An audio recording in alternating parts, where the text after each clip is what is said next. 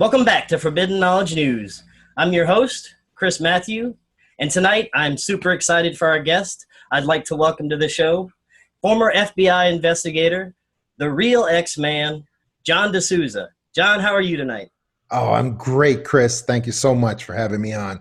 Really Oh, happy to be here with you today, with you and your audience, and be talking on Forbidden Knowledge News. awesome. Great, and thanks for joining us. I appreciate you taking the time. And I thought we would start with, of course, a little bit about your background, and then what brought you to, your current path and this phenomenon that you're currently researching. Sure.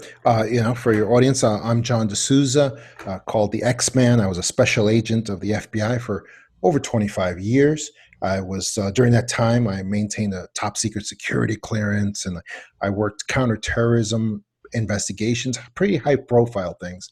Also, I worked some paranormal cases for a lot of different reasons.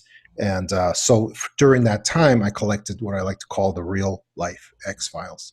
And I share those with people now in my books like The Extra Dimensionals and The Para Investigators. And I try to make people understand things about these events and these realities that are so important today because we see developments in them every single day. And what brought me to this path in the paranormal was I had experiences even as a teenager, even before I ever joined the FBI. I had my experiences. I had my in ufology. I had my observation experiences. I had my contact experiences also. And as soon as I got into the FBI, through a series of events that came together, I was also given paranormal assignments, paranormal involved assignments to do and to work on. And those are available for people. People can see them. People can see them actually in a show called The X-Files from the 90s that came out way back then.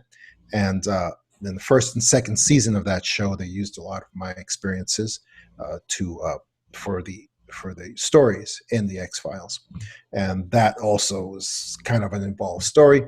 And I basically have been involved with the paranormal basically throughout my entire life, both ufology and other phenomena as well. And if people want to see some of those experiences, they can just go to vault.fbi.gov, and which is the repository of all declassified cases. And they can just go and hit on that big old tab that says unknown phenomena, unexplained phenomena.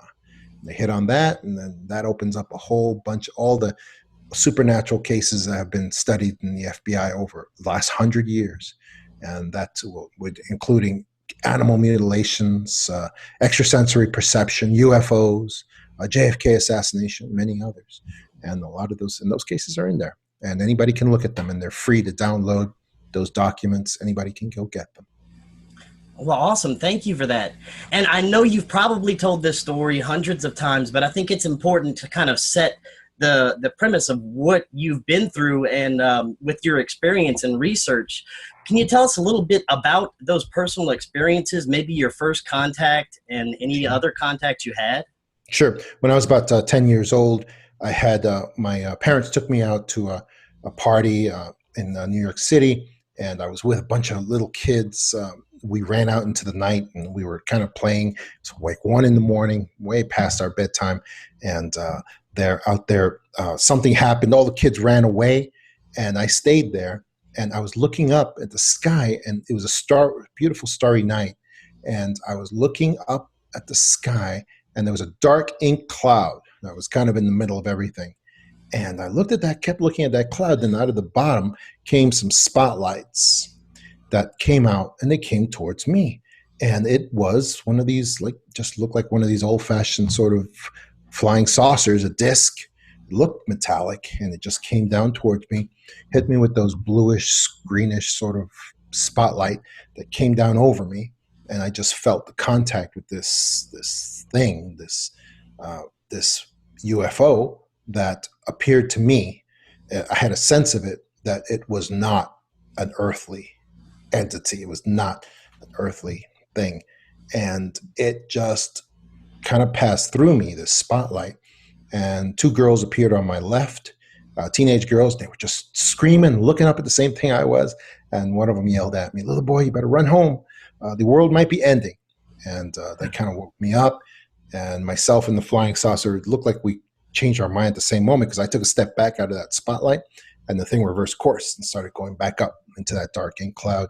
And like a cartoon character just kind of that jumps in the hole and pulls the hole in after it, thing just went up into that cloud, and the cloud was gone. I could see the stars again, and that was it. And so I ran back to where my parents were. I tried to tell them what happened. And later that week, I had my first contact experience, which was a couple of beings came in to my bedroom, and the room changed so that I went stiff. The air, everything changed, and I just went stiff like a plank. And then I felt what I assumed were like little children coming into my room, and they were lifting me up like a board, sort of like a board half filled with helium there. And because wherever they put me, I stayed there in the air. And then I just saw the ceiling coming closer and closer and closer, and they were lifting me up towards that. And then my forehead just bonked against the ceiling. They couldn't put me through the ceiling, even though I could see they were passing through the ceiling easily. But for some reason, I wouldn't come through. And that was very unexpected to them. And now I could see them as they were examining the spot on the ceiling where they were examining to see what was wrong.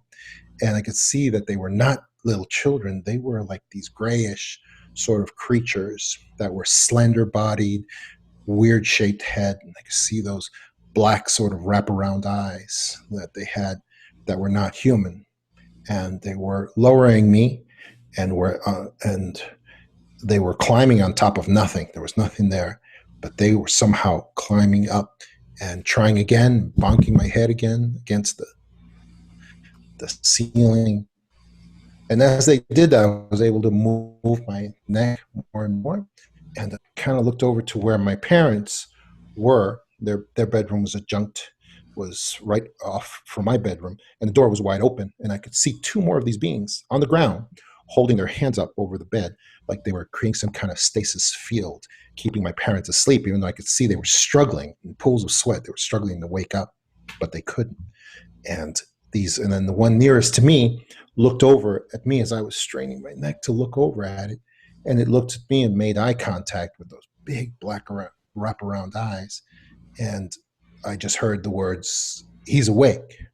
And when I heard those words, it's like a cord was cut. And I just fell right back down into my bed like a sack of potatoes. And they were gone. They were all gone.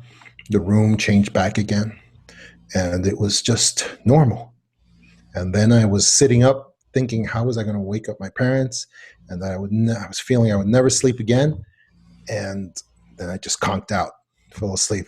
We didn't wake up for many hours later.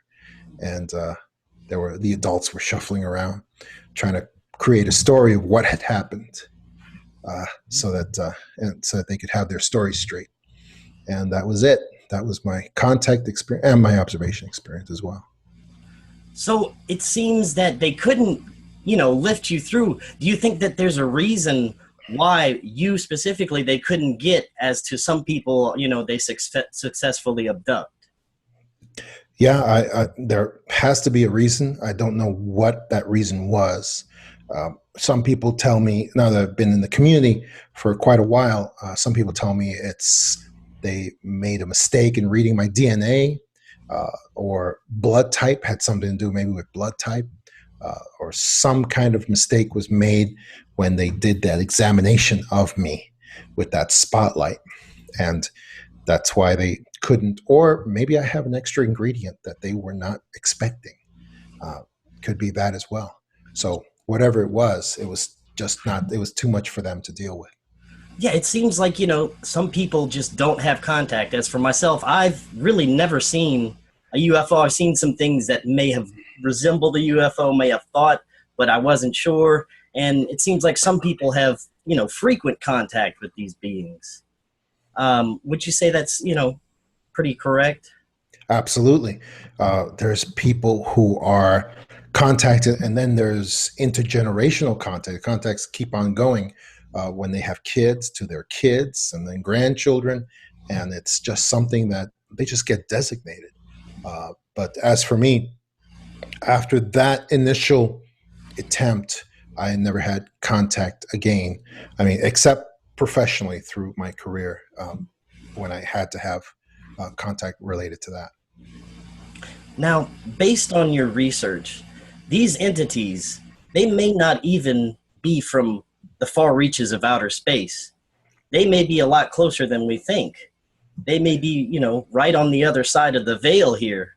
Would you say that's accurate? Yes, as a matter of fact, that's what I've always written about in my book, The Extra Dimensionals. The whole point of that book is that I don't believe alien visitors are physical. I don't believe they are at all. I don't believe they're coming from other solar systems, other galaxies, and coming across time and space in tin cans, like we're taught. We're always taught that they're physical. Ever since Roswell crash, we're always taught that aliens have an imminency because they're all physical, just like us. Well, I don't believe that's true. I don't believe they're anything like us. I don't believe that they would lock themselves into tin cans to sail across space, because that's not what they're doing. Apparently, from everything I've seen, both even in the FBI, everything I've seen has revealed to me that alien visitors, the real ones, are completely not physical, and that maybe they are for short. Sometimes they can make themselves physical for short periods of time, but fundamentally their nature is not to be physical. And the same with real UFOs. Real UFOs are more like plasmas than metal ships. They are made out of a material that has shifting states of matter and energy. So they And they wouldn't are not, actually that's have why pilots to these UFOs? I don't believe they are. I believe they are empty. Real UFOs are empty. They are and they are a form of life as well. They are alive. They are conscious. They may not be biological in the way we are, but they are conscious and they have their own life form. And they accompany alien visitors, kind of like cats would accompany as familiars, or familiars would accompany sorcerers or witches, and to do their bidding, to do little tasks for them.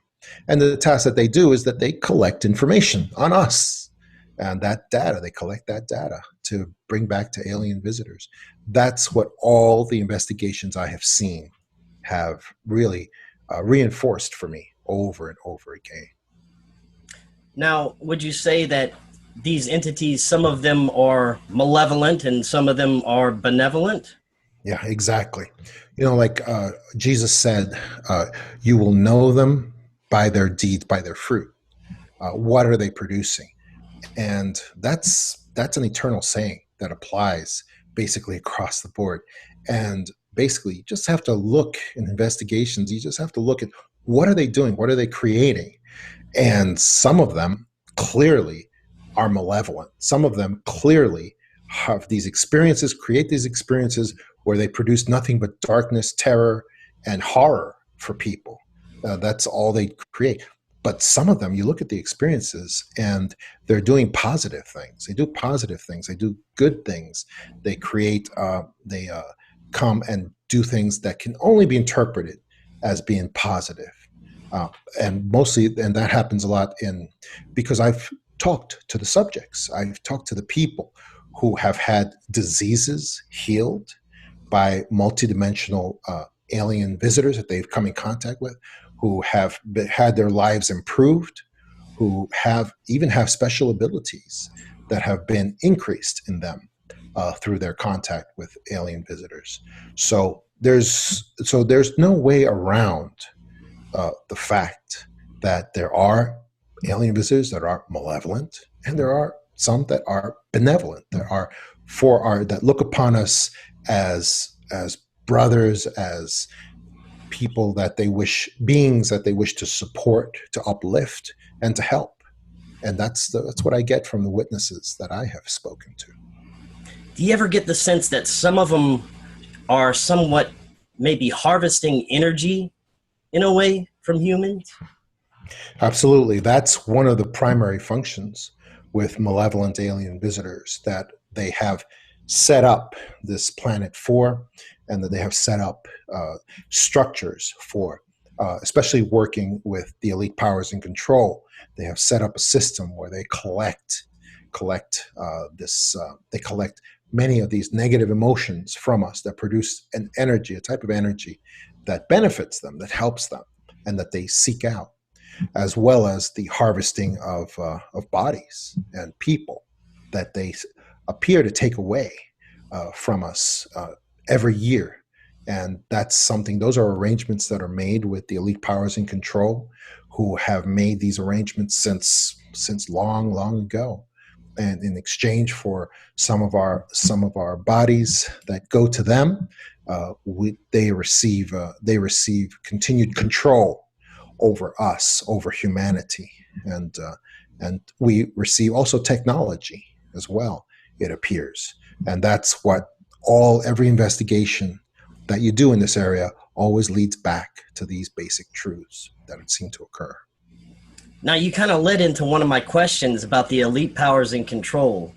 Now, how far do you think this communication or this odd relationship between these entities and the elite powers in control have gone on? Oh, well, I think they've always gone on, but there are certain high points where we can look back in history and we can see that the malevolent alien visitors were coming together with the elite powers in control to try to establish a higher order of relationship with more commerce going back and forth. And one of those points was World War II, when Hitler and the Nazis were working closely with some malevolent alien visitors that were giving them technology, that were giving them the ability to win the war and had UFOs on their side working with them. And we saw that terrible clash in Antarctica when we had a Navy battalion sailing over to New Schwabenland in Antarctica to destroy Hitler's forces out there. Operation High Jump. Exactly, Operation High Jump, Admiral Byrd. And what happened? We had a bunch, we know from pieces of the diary, of Admiral Byrd's diary, and other interviews that he gave before he was shut down. We know that a fleet of UFOs came out and destroyed the United States battalion that was on its way out there, and destroyed them, just took them apart. And Admiral Byrd had to abort the operation and go home, basically. So we know that at that time there was a portion of malevolent alien visitors that were working with Hitler, but for some reason, at the end, they decided to pull the plug on him, because he had everything that he needed to win the war. Right. And he had the UFOs on his side. He had everything, but they decided to pull the plug on him, and nobody knows why. Maybe it was the benevolent alien visitors that decided to stop that. But whatever the reason was, they pulled the plug on him and decided that no, this was not the time and this was not the place, and they were not going to help him win ultimately. And so that's one of the high points of cooperation with the elite powers in control and the malevolent alien visitors. Another one was just a short time later, the Roswell crash, right, when the malevolent alien visitors and the elite powers in control created this this hyped up alien physical craft, supposed, that was crashed by the side of the road to show everybody that alien visitors are just like us, that they're just physical. You know, you can have a car crash and you can end up dead by the side of the road, and they're just like us. So that happened to them. And there's the hybrid bodies that we got out of the ship. But they also accomplished another point that they wanted, which was to transfer technology to the nations. And that's why we had in 1947 this huge explosion of technology to all the nations, which really happened from the Roswell crash. And so, yeah, so that's another high point. And that was really the high point of cooperation between alien visitors and the elite powers in control when they decided to send out the mandate to all nations that any truth about UFOs or alien visitors had to be covered up and denied by any nation anywhere in the world. And that has basically been rock solid wall against truth in this area since 1947. And now, since last year, of course, as you know, Chris, we had this little crack in that wall where CNN and New York Times have been ordered to treat UFOs as real, as something real and serious that they have to really talk about. And they look really confused when they're doing it because this is against their orders that they've had for so long. And you can see the pain on their faces as they're sitting there doing these interviews. But that's a very, very tiny crack in that truth embargo, a very small one. But we need to take advantage of it and keep pressing in this area for truth and to bring down that wall against truth so that we can really start spreading the truth of what's really going on in this area. And we need to take advantage of that now. Now, as for bringing down that wall, do you think disclosure would ever come from our government, or will it come from these entities, or will it ever come? Oh no, we're going to have revelation, not really disclosure, because the governments don't really have anything to disclose. I think we're going to have, for instance, we're going to have some of the release of the alien technology that is at Antarctica right now, where all the nations are kind of jockeying for a portion of that right now. And I think we are going to have that, but it's not going to be disclosure because the governments cannot admit that they've had the ability to stop disease and to give free energy for 40, 50 years. They cannot reveal that. They can't admit that. That will never be admitted. They can't, because that would be beyond the worst thing they could ever admit. But I think there will be release and there will be a revelation of this alien tech, of this superior technology that is going to be coming out very soon. And I think it's going to be through Putin, through Trump, and other world leaders as well. And they're going to democratize a lot of this technology. And I think it's going to be happening pretty soon. Very interesting. Now, you mentioned Antarctica, and a couple of years ago they had the Buzz Aldrin and John Kerry and all these world leaders visiting Antarctica. And is this the reason why they're going to check out all this ancient alien tech? Well, that's part of it. Another part of it, it seems, is that they are being summoned to Antarctica because there's something alive there.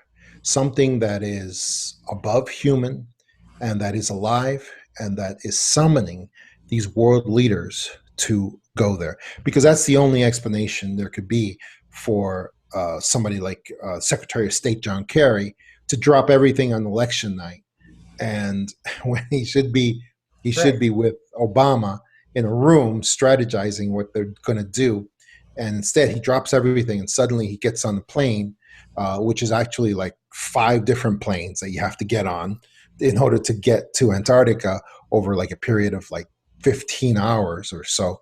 And the only reason he would do that is because he's being summoned to go there. The same thing with the Eastern Orthodox Pope, the Pope of Eastern Orthodoxy, who's a man who's like in his 80s. And he is the Pope of the entire Eastern Orthodox religion. And he had, not only did he have to run down to Antarctica all of a sudden, but he had to go meet with the Catholic Pope. The first time they've ever met in like 1,000 years. He had to go meet with him, get some notes from him, and then run down to Antarctica. Why? Because he's being summoned first by someone who is more powerful than any national leader. apparently. I mean, that's the only explanation I see, just from what I know of human behavior, especially of high political leaders like this. This guy is not subject to any nation, any national leader, and yet he ran. He ran like a dog in a race to go to Antarctica on just a moment's notice. Uh, and that's the only way that these guys have to go to Antarctica so quickly, is because they are being summoned by some. There is something in Antarctica that is not human, that is alive, and that has authority, I guess, to to be able to summon these different political leaders to have to come there and hold court with this thing, whatever it is. Wow, that is fascinating. And to think that there is an entity that has been there, and that leads me to there's theories that Antarctica could have been Atlantis. What are your thoughts on that? Well, I think Atlantis is, according to all of the alternative scholars that I have listened to and seen, it seems pretty uh, convincing that Atlantis is not a continent. It's not one country. It's Atlantis was basically the entire world, the entire Earth, one layer below before. It was basically what the entire world was before, during a previous incarnation before the recorded history of man. So I think that Atlantis is not just Antarctica. If it was, I mean, it very well could be, but even if it is, it's Atlantis was not just Antarctica. It was probably the entire planet at that point, where we were in a much more advanced state. We were in a much higher state of technology, and we had much more communing with what you call the gods. And that's the age of man. That was the Atlantis age that was going on. Right, and I want that kind of brings me back to your the extra dimensional theory. Now, do you think we live in a multiverse where we live in multiple realities at one time? Absolutely, and we do. Anybody who goes to sleep and dreams can see that that's the case. We have many realities going on constantly, but what's funny about this reality is that if you look at the evidence that's all around us, uh, we have so much to consider, even in just a single reality, before we start going off to all the different multidimensional realities. Uh, it appears that the reason why we have no life currently, I mean, and this is hard for people to accept, it appears that in this dimension, in this physical reality, it appears there's no life out there. There's no life out there currently going on because of Fermi's paradox. They would be here already. They would be here openly. They would be openly making commerce with us and so forth. But we see when you get ready, when you get through the fakery of NASA and the other space agencies, and you go look at the real pictures of what's going on, you see that there's ruins and structures on Mars, on the moon, on the dark side of the moon, Jose Escamilla's work. You can see that other planets in our solar system have built structures, have civilization grid lines that are there. I mean, there's pictures of things on Mars that appear to be currently functioning, appear to be going on right now. And as long as you don't look at the fakery of NASA and all the other space agencies, you can see what's really going on. So what it looks like, and the same is true here on Earth. There's this whole entire grid pattern talking about Atlantis of structures and things from the previous age of man, supposedly, and that could not have been built by even our present state of technology. So what that says to me is that it appears that our own reality, uh, like they say in the movie The Matrix, it appears that there have been several iterations of our civilization, of our human civilization, maybe human, maybe mixed with other things too, that have happened, have come to an end. But instead of just erasing all of our reality and start clean, they basically have used the same matrix of this physical reality and just kind of superimposed us on top of it over and over again. That's what it looks like to me, which is a really wild thought, because why wouldn't they just erase everything and start over? Apparently they haven't, because that's why we see all these ruins that that appear to exist on almost every planet in our solar system. And yet there's no life going on there currently, except for us. So that's a strange thing to consider when you're looking at even just one reality. Wow. So that being said, it could be a lot easier to make contact with these entities than NASA is trying to do by sending out probes and all this stuff. We may Yeah, be just be able to, you know, meditate or go within ourselves to contact these exactly. entities. Exactly.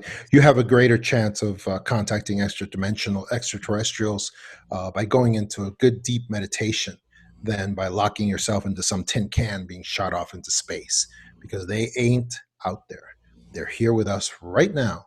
And all you have to do is be able to penetrate these levels, these Vedas, these lokas, and be able to penetrate to the next level, which we can do. We have, because the trick is, because these creatures are extra dimensional in nature. But the real trick is we are also extra dimensional in nature, because we have that within ourselves. And so we need to learn how to reach out on our own and be able to contact these creatures, the benevolent ones, hopefully, and be able to see what our next steps are going to be from here, so that we can reach our potential that we really need to reach. So do you think that's what outfits like CERN is trying to do? Maybe break through that veil?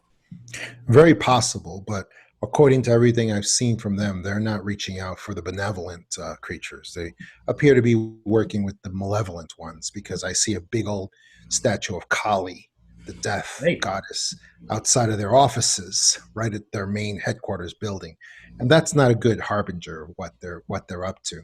So yeah, we need to stop paying attention to agencies like NASA that have been proven to that are dedicated to making us all look in the wrong direction, to keep us looking up at empty space, and to keep us in that frame of thought where we're always looking at the wrong things, and we're thinking that space travel is something that is going to help us, it's for our benefit. It's not going to it's the reason they push space travel so much is not for our benefit.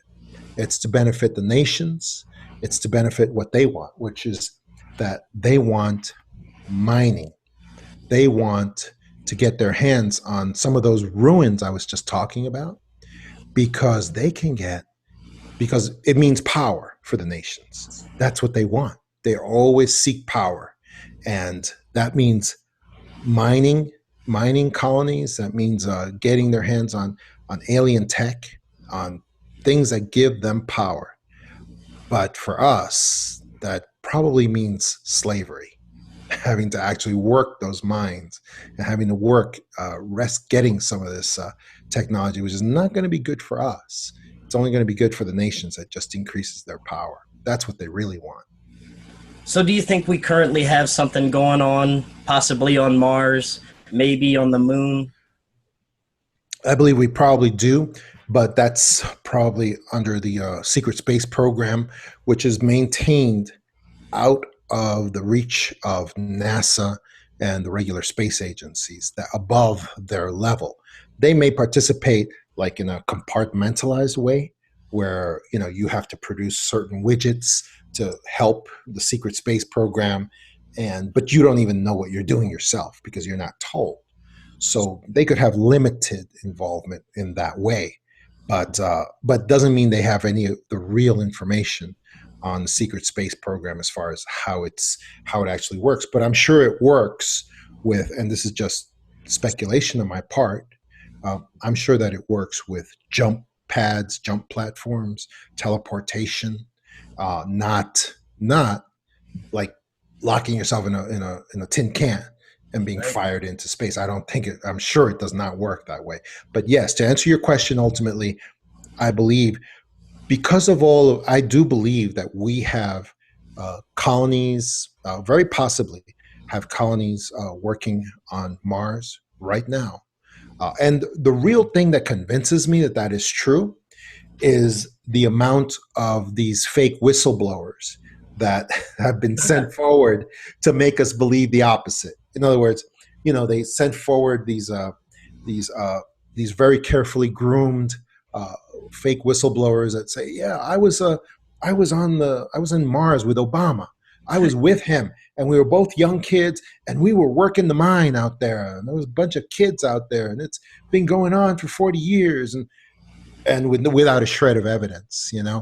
There's a there's a great saying. There's a saying that science that PhDs like to say, academics, that great claims require great evidence. Well, having been a lawyer for a long time, having been in the court system for a very long time, I know that that's not true. That happens not to be true. Great claims do not require great evidence. They absolutely don't.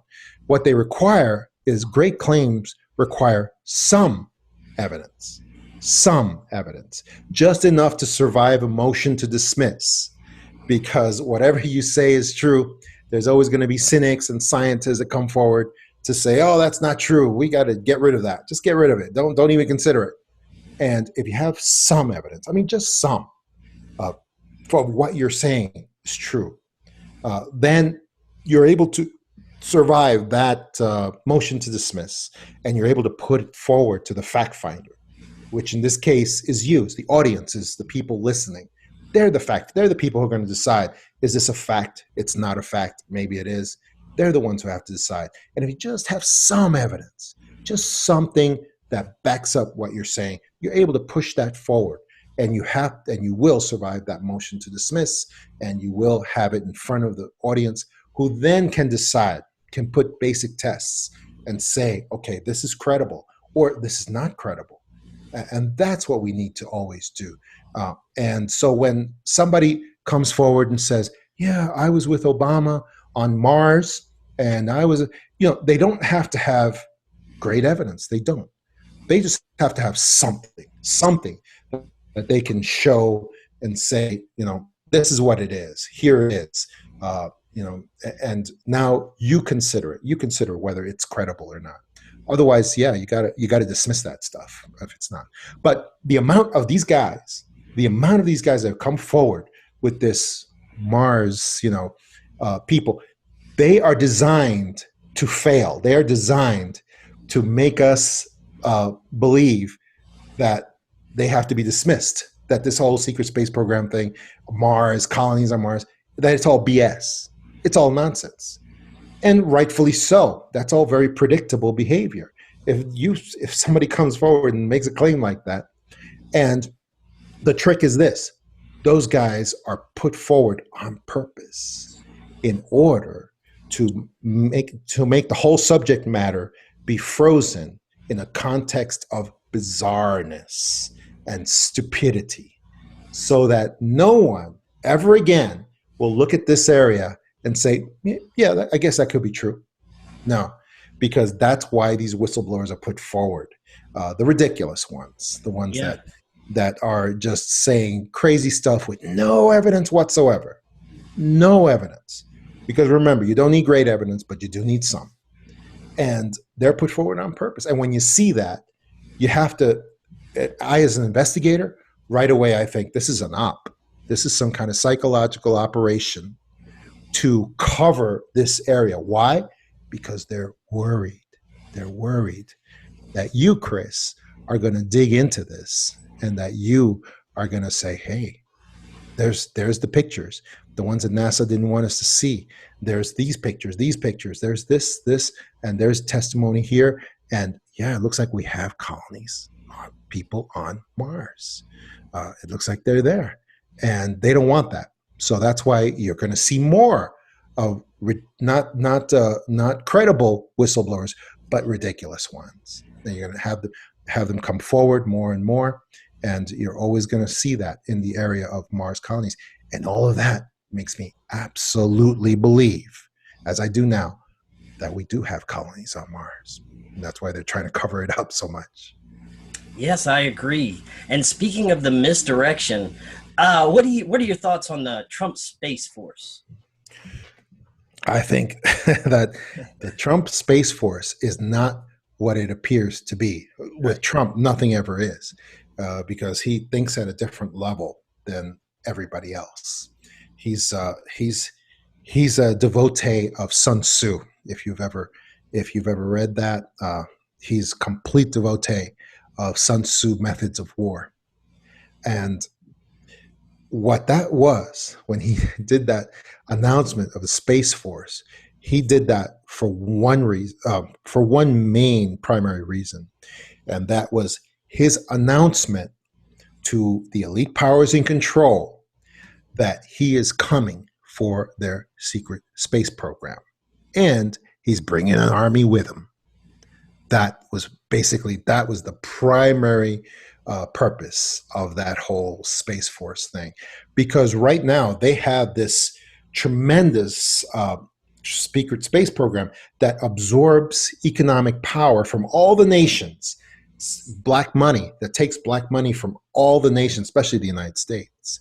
There's trillions that are missing at the Pentagon over how many years, and the same is true from the other industrialized countries.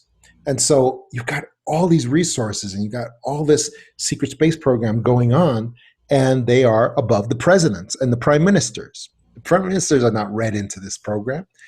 Neither are the presidents. But now there's one president who basically made an announcement that he is coming and he is going to participate in that secret space program. And not only that, he's going to take it over.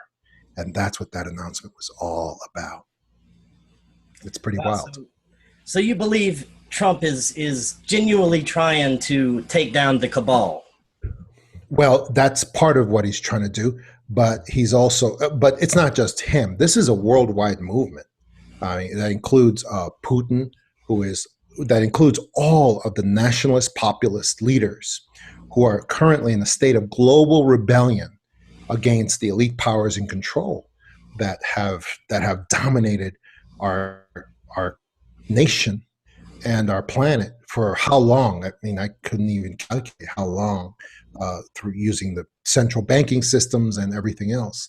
But basically, for the first time in I don't know how long, probably since the French Revolution, we have a group of nationalist populist leaders that are, and this is much bigger than Trump, who have openly declared rebellion against the elite powers in control, against the central banking dynasties, against all of these powers that sit above the nations and that give them their orders every day. And that Space Force thing was just a big slap in the face to them, basically to tell them that he is coming. And also the Space Force also is another method that I believe he's going to use to let out and democratize some of this alien space technology, this alien technology that is going to be given to all of us. And he's going to probably use the Space Force, because you can't do, like we said before, you can't do disclosure from the governments. You can't do that. But I believe he is looking for a way to let out this technology and say, oh, the Space Force came up with this. They found it, they got it through here or through there, and who's gonna contradict them?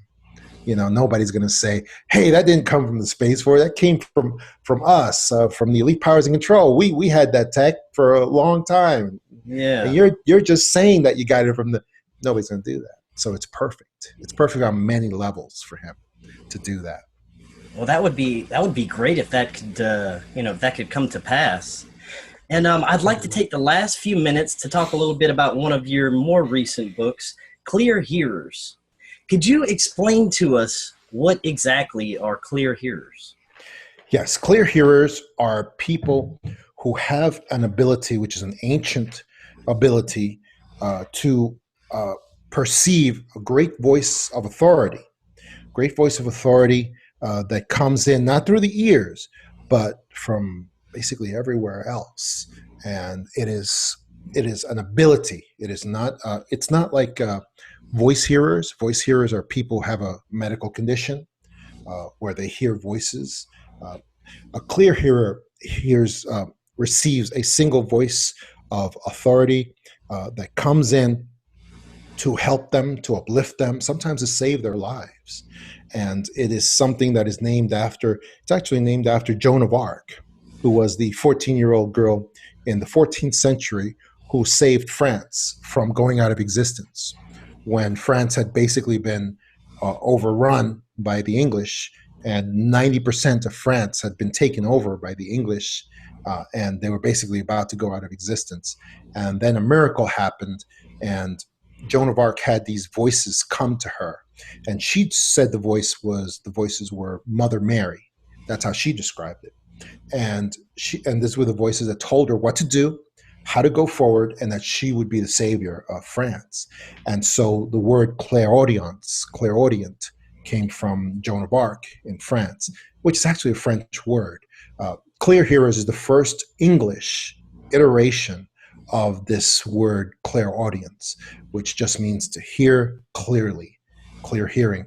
And there have been many other historical figures that also had the same abilities. Winston Churchill, but in his case, his advisors said that it was because he would be blackout drunk, and so he would hear voices.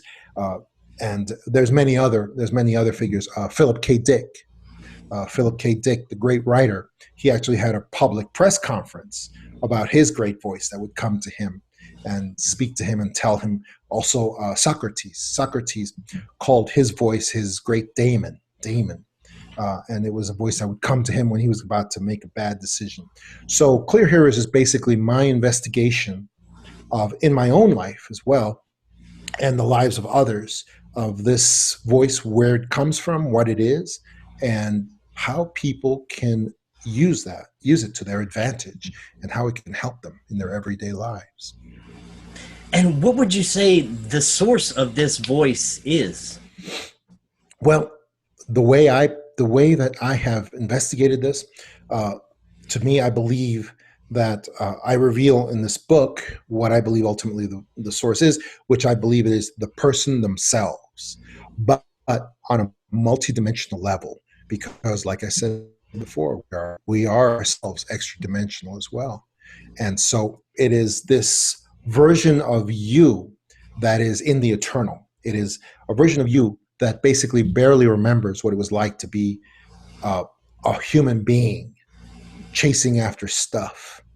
But it is this great and grand eternal version of you that still feels a connection to you, and that looks back at you and will always have love for you and want to support and uplift you.